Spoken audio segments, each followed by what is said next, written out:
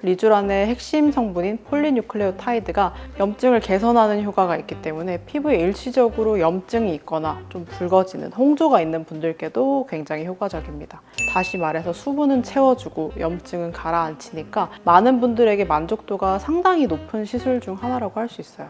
피부 손상이 오랫동안 장기간 진행된 문제라면 얘기가 좀 달라질 수 있어요.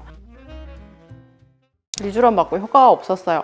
리쥬란 맞고 더 민감해졌어요. 스킨부스터의 교과서 무조건 좋다고 다들 알고 계시는 리쥬란. 왜 이런 일이 생겼을까요?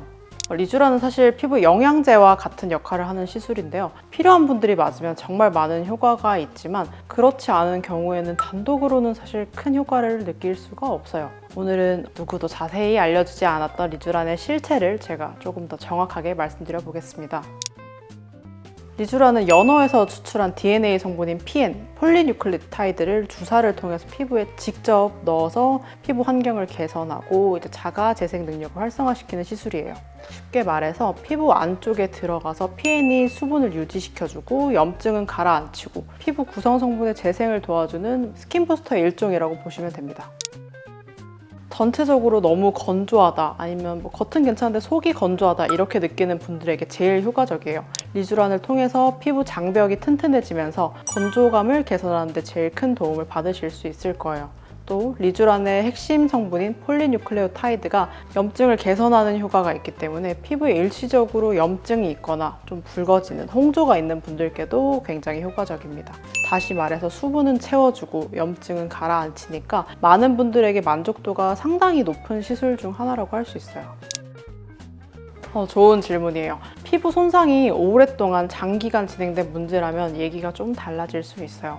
오랫동안 지속된 홍조나 여드름 흉터 같은 경우에는 리쥬란만으로는 조절이 힘들 수 있어요. 이럴 때는 혈관을 잡아주는 레이저 치료를 먼저 메인으로 하고 그 다음에 리쥬란을 보조 치료로 활용했을 때 훨씬 좋아지실 거예요. 색소도 마찬가지인데 기미, 잡티, 검버섯 이런 고민 많으시잖아요. 이런 것들은 아무리 좋다고 해도 리쥬란만으로는 사라지지 않아요. 피코토닝, 젠틀맥스 이런 색소 레이저를 메인으로 하고 마찬가지로 리쥬란을 병행했을 때 더 큰 효과를 보실 수 있을 거예요.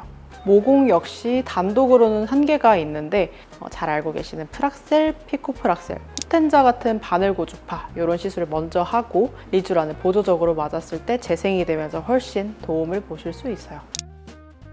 리쥬란 시술을 할 때 사실 가장 중요한 건 피부에 주입하는 깊이예요. 리쥬란은 얕은 진피층에 주입하는 시술이기 때문에 대부분의 환자들이 리쥬란을 너무너무 아파하세요. 그래서 어떤 분들은 통증을 좀 줄이기 위해서 차라리 아주 깊게 넣는 게 낫지 않냐고 많이 여쭤보시는데 이렇게 하시는 건 조금 조심하셔야 됩니다. 깊게 넣으면 통증은 줄어들 수 있어요. 그런데 그렇게 되면은 리쥬란의 원래 효과인 수분 보존, 염증 완화, 세포 재생을 돕는 효과가 떨어질 수 있어요. 이것들은 진피층에서 조금 활발히 일어나기 때문이죠. 그래서 저는 환자분들께 항상 말씀드려요. 아프다고 너무 깊게 맞는 것보다 차라리 마취를 충분히 길게 하시고 얕게 정확한 층에 주입하는 게 훨씬 좋습니다 라고요. 연고 마취를 충분히 오랜 시간 동안 하거나 경우에 따라서는 주사로 하는 신경 마취 같은 방법을 함께 사용해서 통증을 최소화하고 정확히 진피 상부에 시술하는 게 제일 좋습니다.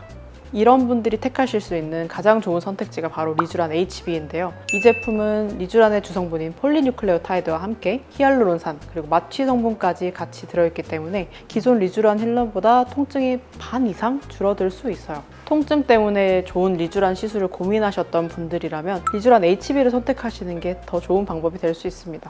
오늘은 리쥬란에 대해서 조금 더 자세히 알아봤습니다. 리쥬란은 사실 부작용이 적은 시술 중 하나예요. 앞서 말씀드린 것처럼 건조, 속건조, 붉은기, 염증 또는 피부 관리 차원에서 그냥 예방 목적으로 단독 시술을 하면 효과가 정말 좋습니다. 하지만 오랫동안 지속된 홍조, 그리고 너무 민감한 피부, 넓은 모공처럼 다른 근본적인 문제가 있는 경우에는 리쥬란 단독으로는 한계가 있습니다. 이럴 땐 꼭 환자분의 피부 상태에 맞는 치료를 우선으로 하고 보조수단으로 리쥬란을 활용하시는 게 좋습니다. 또 많은 분들이 걱정하시는 또는 좋아하시는 리쥬란 시술 후의 엠보 현상은 보통 하루 이틀이면 대부분 사라지기 때문에 너무 걱정 안 하셔도 됩니다. 오늘 영상 끝까지 시청해주셔서 감사드리고요. 주변에 리쥬란에 대해 궁금해하시는 분들이 있다면 이 영상 널리 공유해주시면 도움이 될 것 같습니다. 저는 대구 서울바른피부과 서지연 원장이었습니다. 감사합니다.